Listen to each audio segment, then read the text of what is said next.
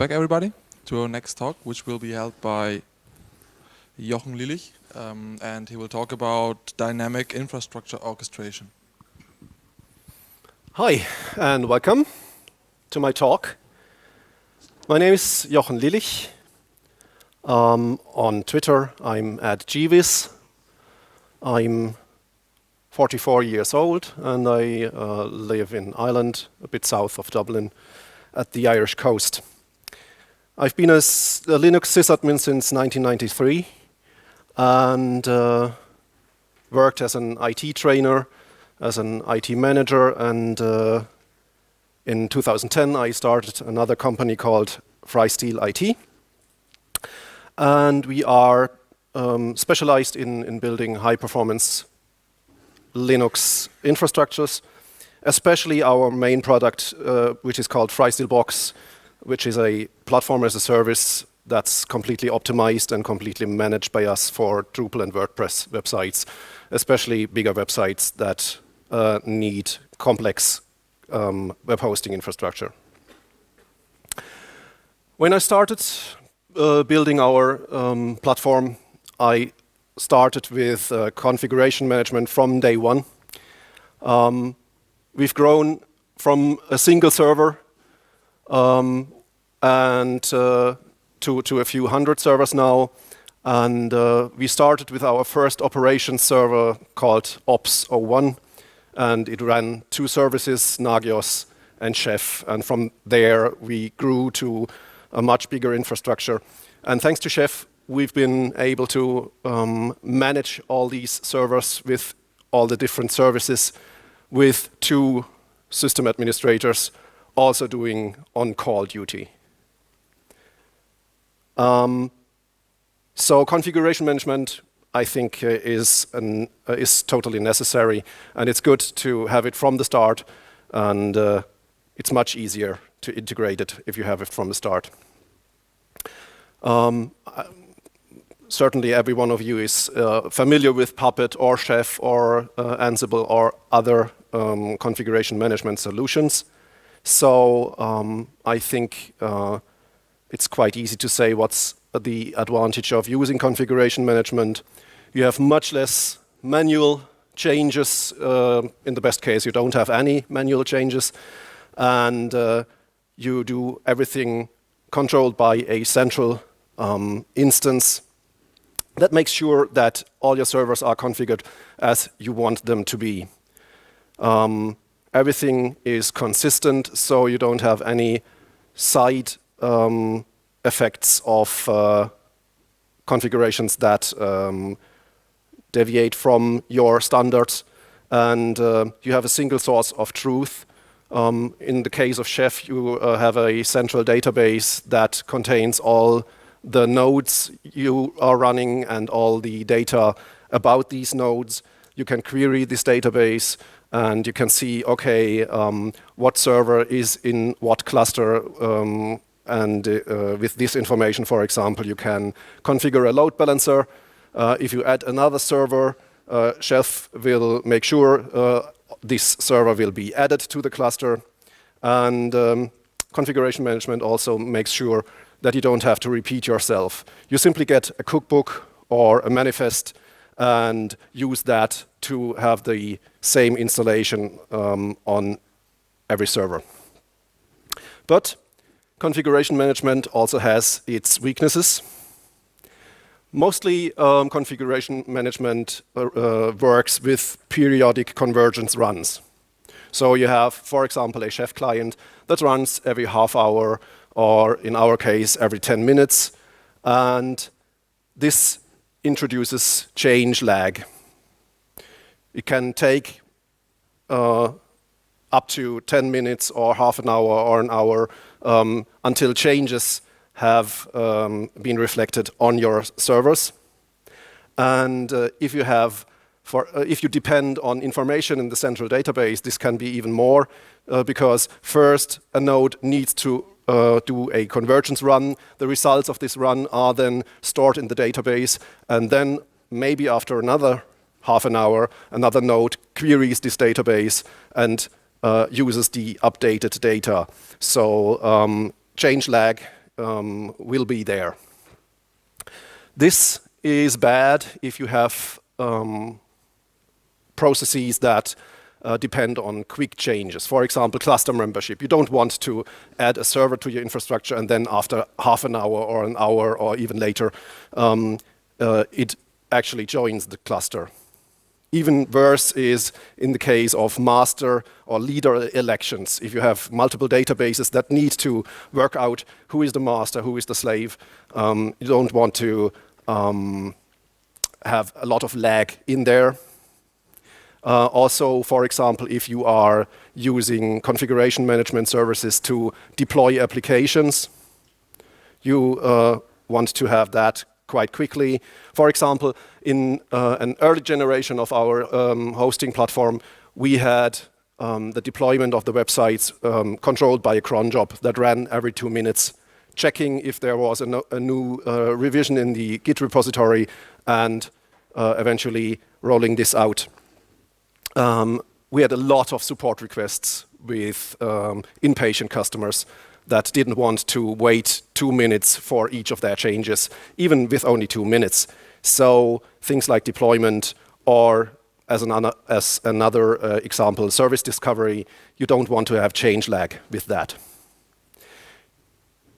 So when I'm talking about orchestration, I mean that I want to have changes being performed quickly, in the best case, instantly.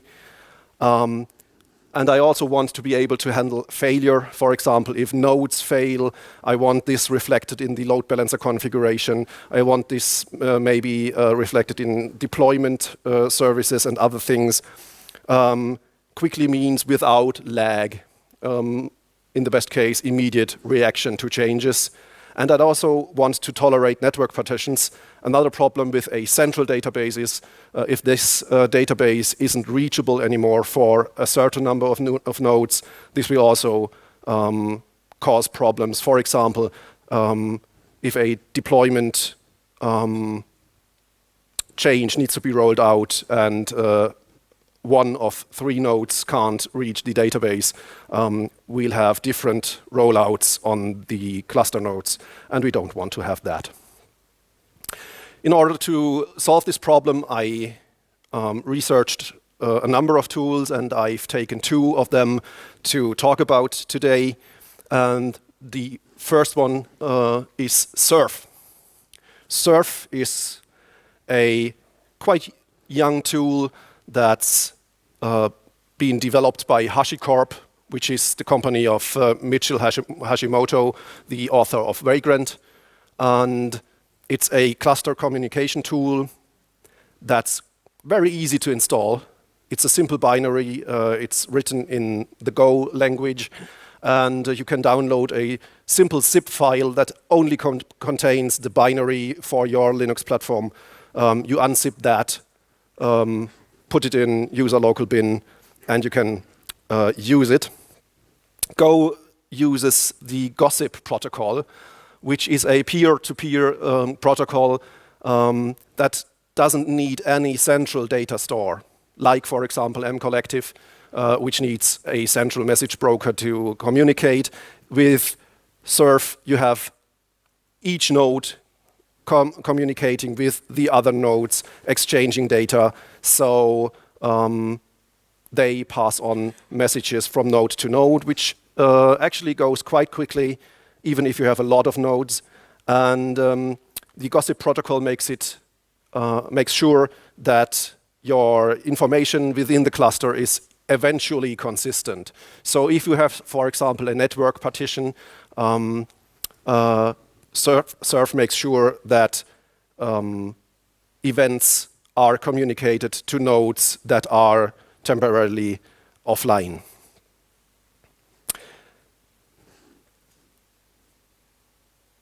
After installing serf, you can start building your serf cluster, which is quite easy. I'll also demonstrate that with a virtual machine soon. You simply start your first serf agent. Is that readable at the back of the room? Not so good. Okay. Well, let's switch to the terminal then. That should be better. So if you've installed serf, you simply use the serf agent command to start your first serf node. You need to give this node a name, creative as I am. I simply choose node 1.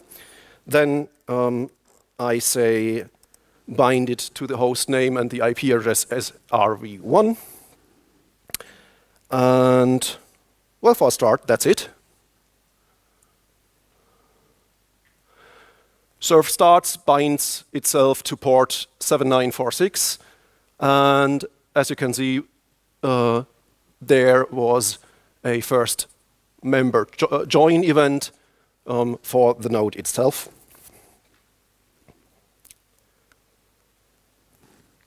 And then we can simply start another node,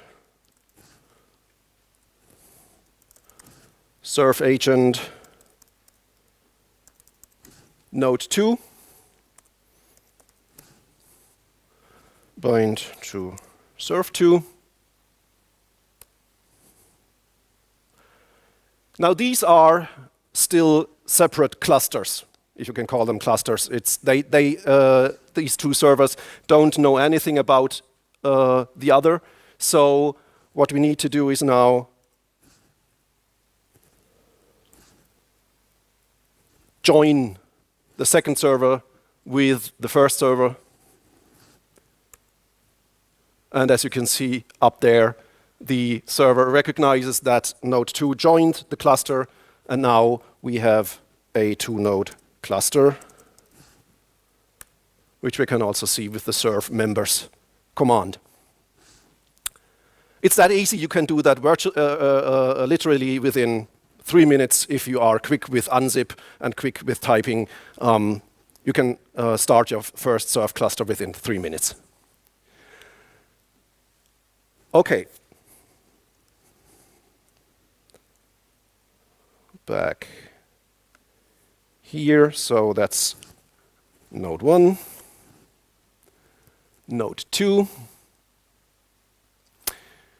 There are several things that serf takes care of. First is membership. As you saw in the log, node 1 noticed when node 2 joined the cluster, and with commands like serf members, or of course with an API call, you can query which nodes are in the cluster. And so you can use this information, for example, to configure services like, for example, a load balancer. This only works if you also have failure detection. Serf detects failure very quickly. We can test that as well. I'll simply use my VirtualBox console to pause, to suspend the second node, which I'm doing now.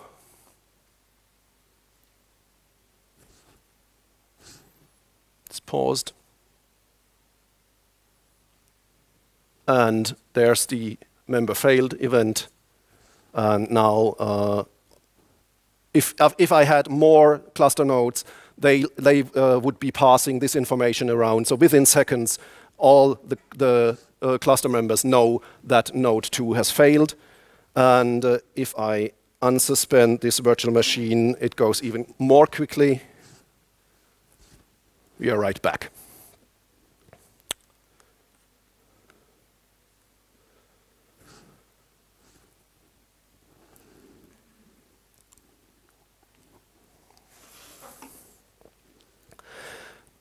What makes serf quite powerful is that it also can execute handler scripts for every event that occurs within the cluster. These are the 7 types of events we can have with serf. So we have the join event, we have the leave event that happens if you, for example, simply stop the serf daemon on a node. We have the member failed event that we saw earlier. There's the member update event. The member reap event happens if a node has failed for a longer time and the timeout that's configured for the cluster has expired. Then the node is completely taken out of the cluster and yeah, it's gone. There are two additional events that you can use for your own purposes and applications, which is the user event.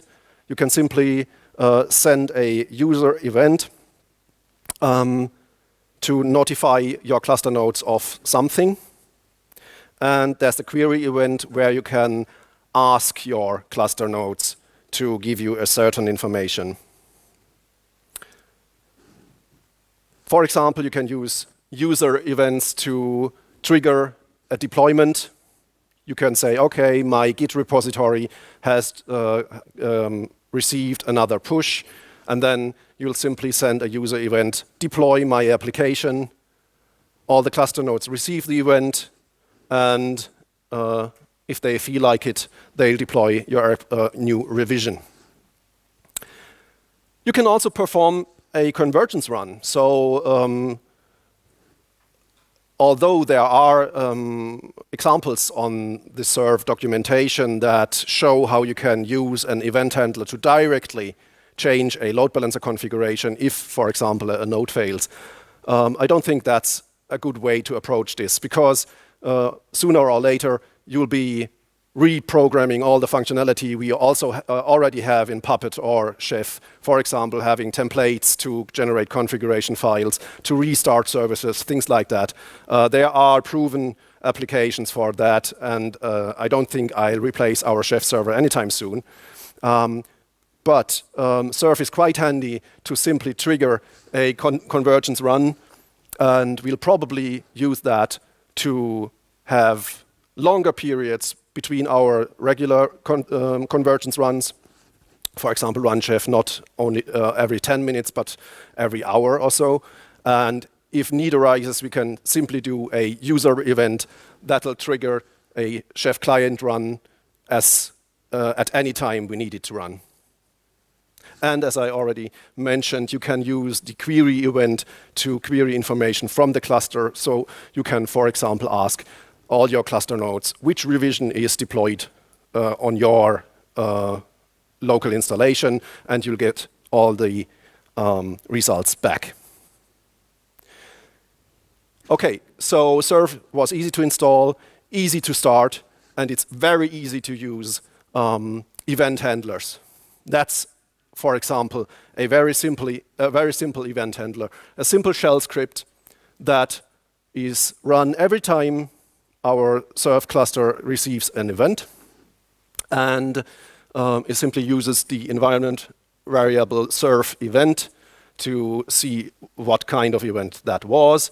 And if it's the type user, there's another variable called serf user event that then contains the name you used for your user event. So calling a user event could look like this. Simply serf event deploy app. Deploy app is the name you choose for your event.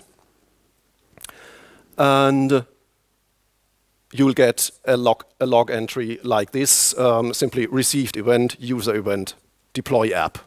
You can also add a payload. For example, you can say serf event deploy app and then the git commit ID to make sure the right revision is deployed. Unfortunately, there are limits to that payload. Since serf uses UDP, you are limited by the UDP packet size, so you can't go wild with your payloads. But if you simply can transfer a kind of key that the client then can use to get more information, I think you'll be good. So let's see how that works. Yes?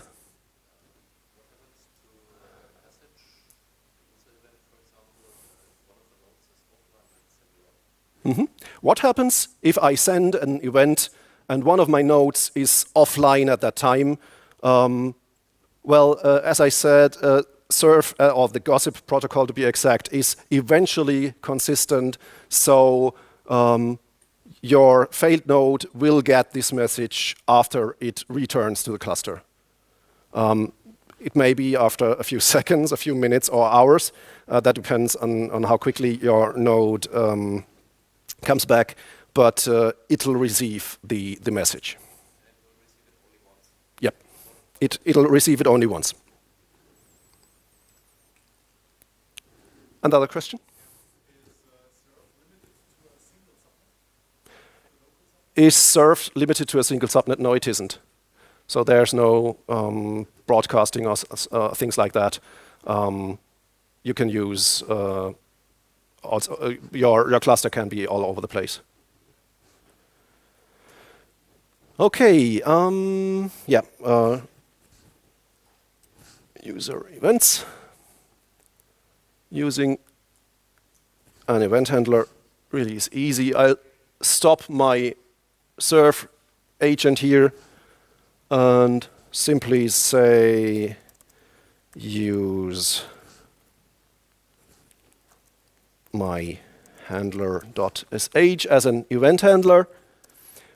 Serf simply uses standard in and standard out to pass information, for example, about the payload that came with the user event.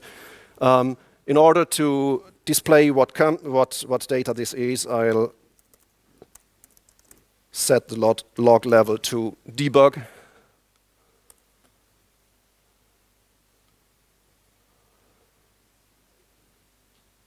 Huh. Okay. Never do live demos. Or try to save keystrokes. So even the simple member join event from the node itself triggers the shell script, and the shell script says new event member join. And the data, the payload of this event contains the node name and its IP address.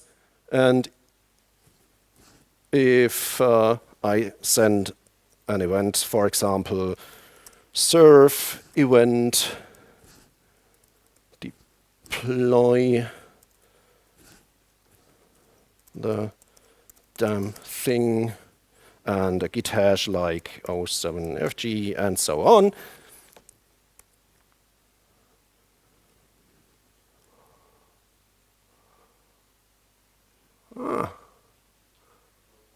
Yeah, I haven't joined it with the cluster again. Should do that. So serf join serf2 should do the trick.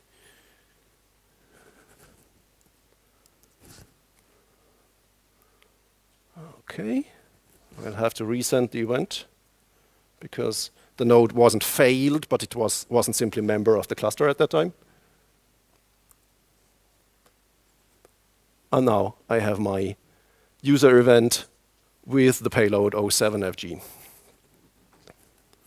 It's as simple as that, and of course you can make the things more complex using other programming languages or whatever you like. Another question?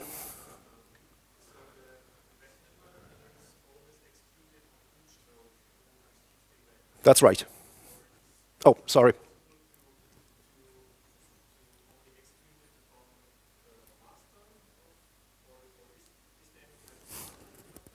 So the question is, what nodes do execute their event handler if an event occurs? Is there some kind of master? Can I limit where event handlers will be fired? Event handlers will only be fired for where you've started serf with the event handler information in the command line. And from then on, it's simply your choice how you parse the event. And you can always decide to drop the event in your event handler. For example, if you have different applications that you want to deploy, you can decide on the local machine, is that an application that I even can deploy? And then you can simply drop the event if it doesn't make sense to execute the event. Yes? Is there a master? Is there a master? No, there isn't. There are serf nodes that can have certain roles. For example, you can start a monitor agent that will list more information about what's happening in your cluster, but there isn't a single master server. As you saw in my first example, I had serf2 join serf1, and now I did serf add serf1 to serf2, so there's no master or slave concept here. Yes? Is that a direct instruction? No, it isn't. So if I grow the number of nodes, I get a likely number of interconnects of everything connects there? Yes, you do. I don't know if it's a frightening number because every node tries to communicate with every other node. The gossip protocol seems to be quite intelligent in terms of bigger clusters, so I don't think that you'll have a problem with running 100 or 1,000 nodes with this protocol. It seems to be quite efficient. I haven't run it on big clusters with a few hundred nodes yet, but I'm quite optimistic that I won't have any problems. Is there any kind of authentication? No, there isn't. You have to have additional measures, for example, control who can access your serf port. Okay, that's serf. I don't know. I don't know actually. I'd have to see the gossip documentation how it'll work internally. Okay. Another tool you can use to have a distributed architecture that is on one hand quite quick in reaction to changes, and on the other hand easy to use, and on the third hand tolerant to network partitions and things like that, is etcd. etcd is a highly available key value store comparable to, for example, Zookeeper or Doozer. It's developed by Core OS and also written in Go. Seems to be all the rage at this time. It uses the raft consensus algorithm to have consistent data within an etcd cluster, and uses a purely HTTP API to communicate. This makes it also very easy to install. Again, you simply clone the etcd repository, run the build script. You'll also have to have a recent version of Go installed, and then you get a single binary that you can run. Key value store means that you have a hierarchical structure of keys to who you can assign values. For example, here I have a key release that has a kind of hash assigned, and then there's a directory cluster which contains two keys, node 1 and node 2, with their values. So it's easy to use etcd to store information, for example, about new releases to deploy, or to have cluster members listed here. And with etcd, you can run as many etcd nodes as you want. For example, I've taken 5 nodes here, and they use a Quorum algorithm to make sure you still keep consistent information even if some nodes fail. So if you have 5 nodes, of course your cluster is available. And your cluster will stay available as long as it has more than half of the original nodes. So with one node failed, it's still available. With another node failed, it's still available. And if your servers are contacting etcd to get information, well, if they ask one of these three, they'll get the right information because they are in the majority.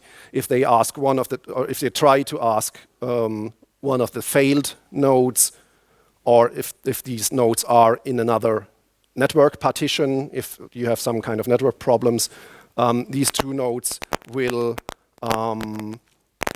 refuse to make changes to the key value store. They'll still be able to read keys, but in order to preserve consistency, these separated nodes will not make any changes anymore. And if your cluster shrinks to 2 nodes, of course, it'll be unavailable. So what number of nodes would be good? Well, obviously, to have a efficient quorum result, you'll probably want to have an odd number of nodes. And you can start with 3 nodes. And according to CoreOS, they recommend having at the most 9 nodes.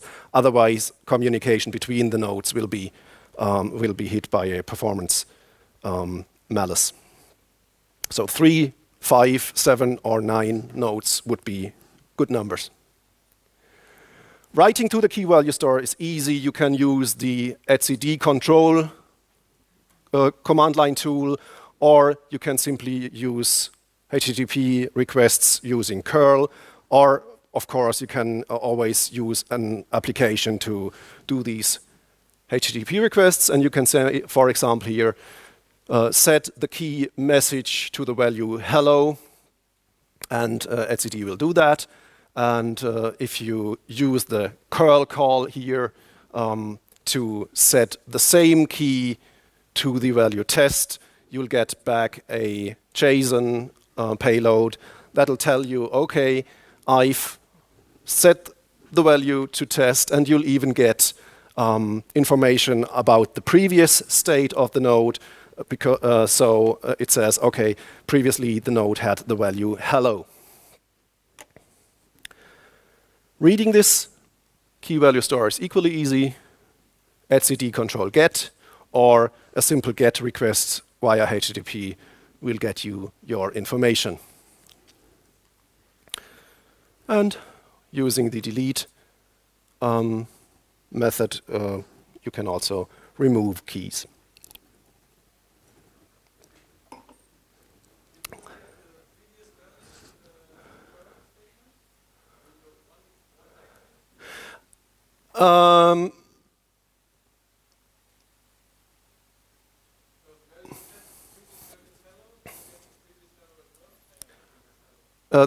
Do you get the previous value as well? No, you don't. You may be able to use the modified index to get previous values. I'll get back to the modified index soon. So that's all good, but in terms of automating infrastructure, you'll probably want to know when keys change. For example, if another node joins your list of cluster nodes, or if the release key changes after a git push, you'll want to know about that, and that's where you can use the watch, which will simply wait until a key changes, or you can use also a recursive option to say, I want to watch the cluster directory and want to be notified if any entry, any key within that directory changes. So for example, you can use this curl request to say, okay, watch the release key and wait until it changes. It'll do a long-running HTTP call that will be kept until the event happens, and as soon as it happens, you'll get another JSON payload that contains the key and also the previous state of the key. To come back to a previous question, what happens if my web server, for example, was offline for some time and couldn't watch my release key? How will it see if there was a change? There's another option you can use using the wait index option. And there you can say, okay, the last state I know of this key, for example, is the index 14. So if you do the same watch with wait index equals 14, you'll get your JSON payload back immediately because your wait index is lower than the current index. So etcd will give you your information immediately, and you'll see that you need to catch up.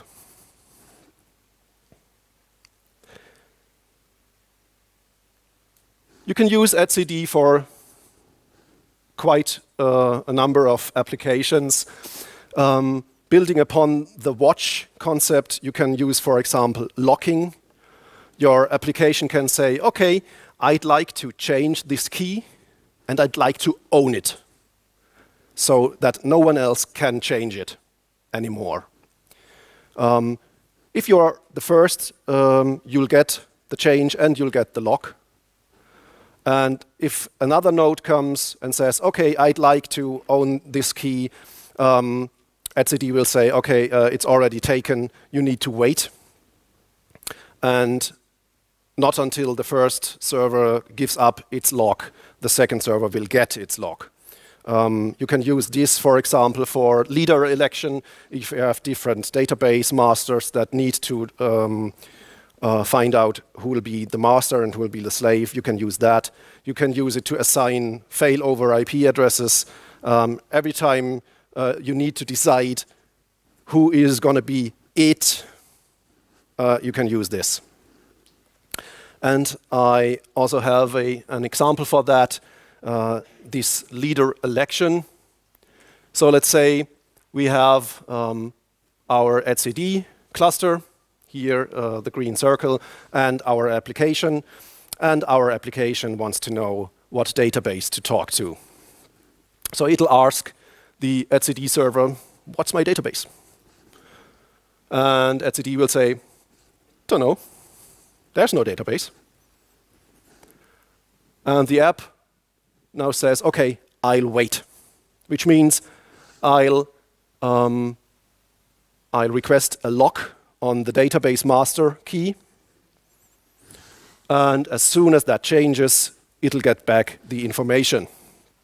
This only will change if we get a database. So let's say we get our database.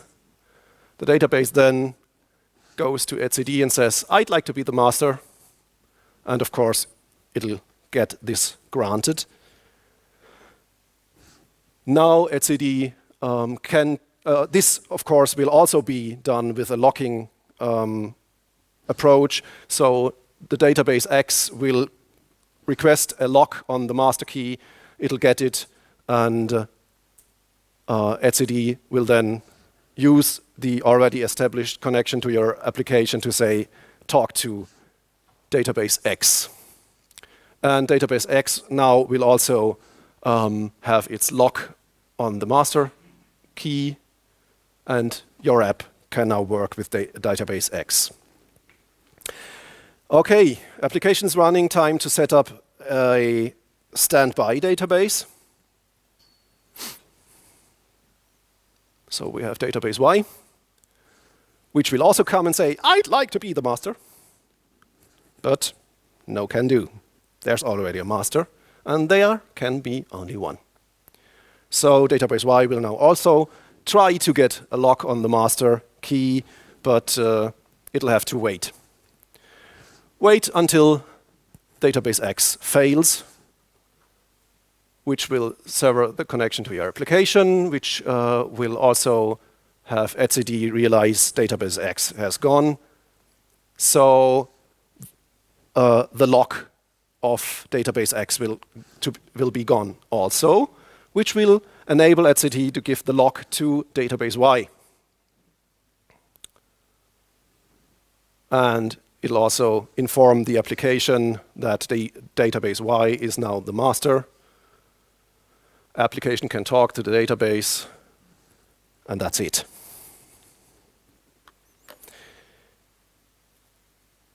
These are only two examples of current technology that enables you to add more dynamic to your configuration management. There are more technologies. For example, I mentioned Zookeeper or Doozer as key value stores. There's also cluster management tools similar to serf, for example, mCollective or a list of other tools. But in my opinion, serf and etcd are both very, very simple to set up and to use. So it's easy to get started. For example, simply with the use case of using serf to trigger additional convergence runs with your existing configuration management solution. And from there, you can go wherever you want. You can add deployment functionality. You can make your event handlers as complex as you want. And it's very easy to grow your infrastructure and without introducing a lot of lag, without losing the possibility of having changes made very quickly. For example, to remove cluster nodes as soon as they fail, to add nodes in a auto-scaling environment, for example, and with tools like etcd, it's also quite easy to have a central, no, it's not central, but a very highly available key value store that can contain a lot of information. etcd performs perfectly with hundreds or thousands of changes per second. So even if you have a very dynamic environment, etcd will serve you well. Okay. That's my presentation so far. If you have any questions, I'm available here.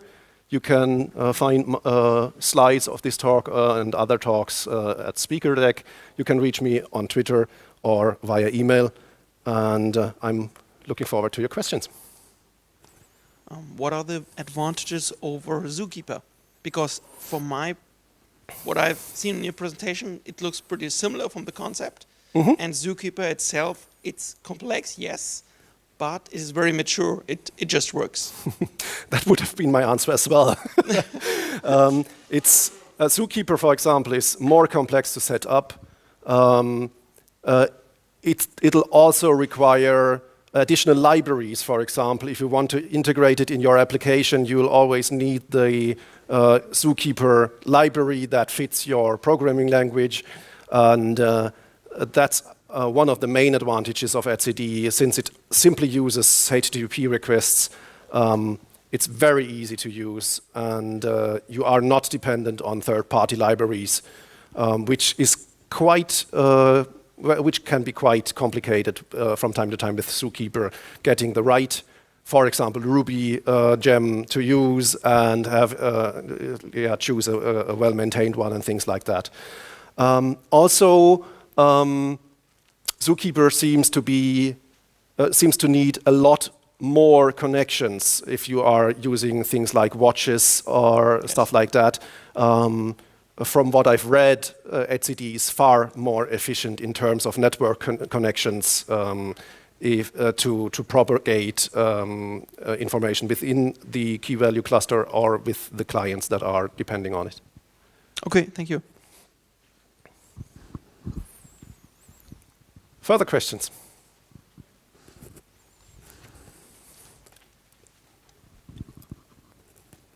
Just an additional cool tool to use with Etsy with etcd is Helix DNS, which points, or you point a host name and you give a value as an IP address, and from then on you can query this DNS and it will serve you the host name with IP address. So it's pretty cool. So you can use etcd as a DNS server, you basically. set host name equals IP address, and from then on you can use it as a DNS entry. That's interesting. Of course, you can use tools like serf or etcd to have a highly responsive DNS server. So, for example, if you use TinyDNS, you can make changes to your DNS information if a node fails or things like that quite quickly. But using etcd directly as a DNS server is very funny. Yep.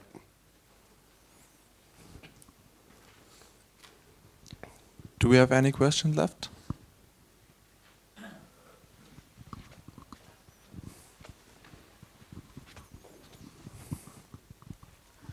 I'm sorry, it's a little late today. I did not understand what can I use this etcd for if I can only use it on 3 to 9 unequal nodes. What happens with scaling? What are the use cases for such a tool? I really did not understand. Okay. In that case, we have a well, let's say client-server environment, or it's a client etcd cluster environment. You can have as many clients as you want, but to be highly available, your etcd, you can't run a single etcd server. You need an etcd cluster, and for that you'll use 3, 5, 7, or 9 nodes. 5 nodes seems to be quite common because you'll have a lot of high availability. You can lose as much as 2 nodes without the cluster getting unavailable, and that's the limitation. Of course, you can have hundreds or thousands of clients writing to or reading from the etcd cluster. Back there.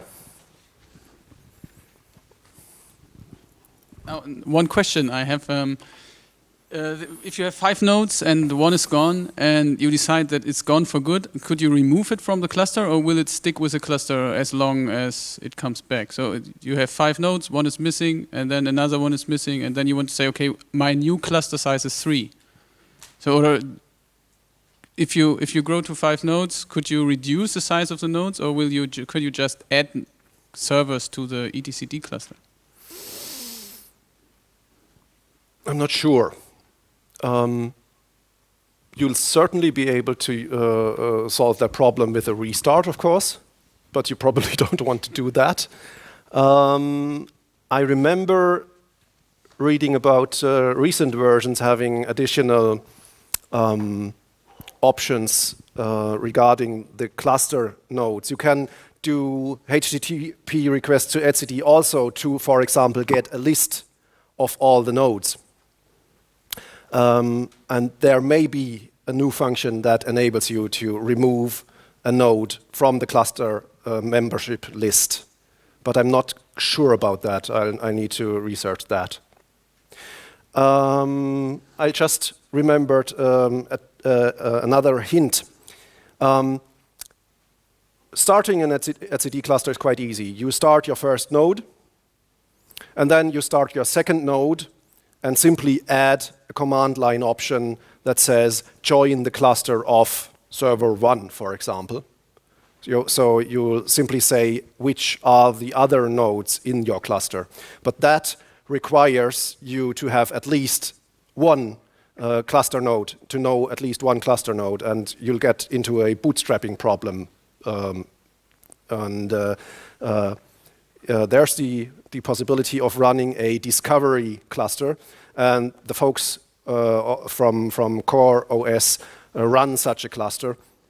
You simply use an individual token, and you say, okay, here's a cluster node that wants to join my etcd cluster, and you'll register basically each node with this discovery service, and you can get the other nodes back from this discovery service without having to know what nodes you have.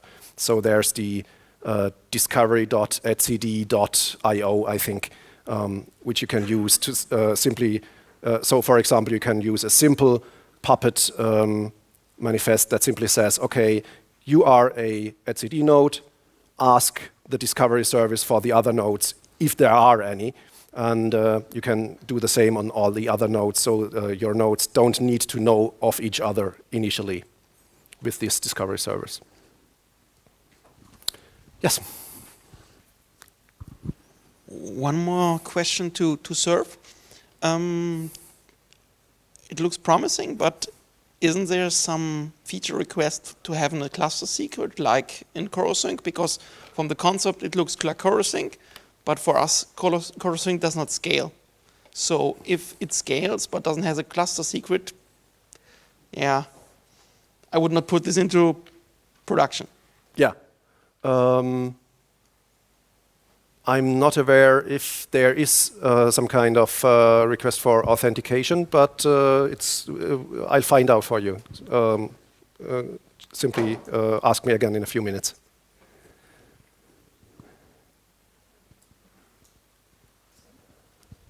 Any further questions? Okay then, thank you very much, Jochen. Thanks for staying awake.